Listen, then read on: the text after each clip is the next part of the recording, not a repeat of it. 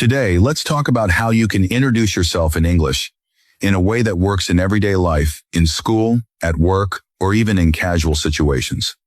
When you introduce yourself, the first thing people usually want to know is your name. This is simple, but the way you say it matters. Instead of just saying, "I am Alex," you can make it sound warmer and more natural. For example, "Hi, my name is Alex. Nice to meet you."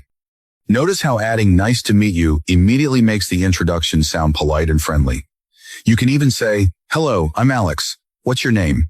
so that the conversation flows both ways, instead of stopping after your sentence. After your name, people usually expect a little more information, depending on the situation. You can talk about where you're from. For example, "I'm from India," or "I come from Brazil."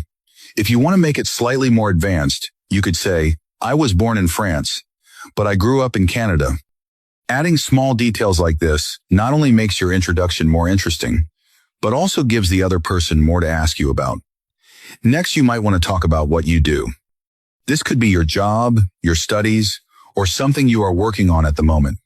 For example, "I work as a teacher," or "I'm studying computer science at university." If you don't want to be too formal, you can simply say, "I'm learning English right now because I want to travel more." This way, your introduction becomes more personal and gives people a chance to connect with you. Another thing you can add to your introduction is your hobbies or interests. This is not always necessary, but it helps when you want to make a friendly impression. Imagine someone asks you to introduce yourself, and you say, "Hi, I'm Sarah. I'm from Spain.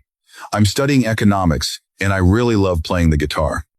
This creates an opening for the other person to ask about your hobbies, which makes the conversation continue smoothly. It shows more about your personality, and people usually enjoy learning about your passions.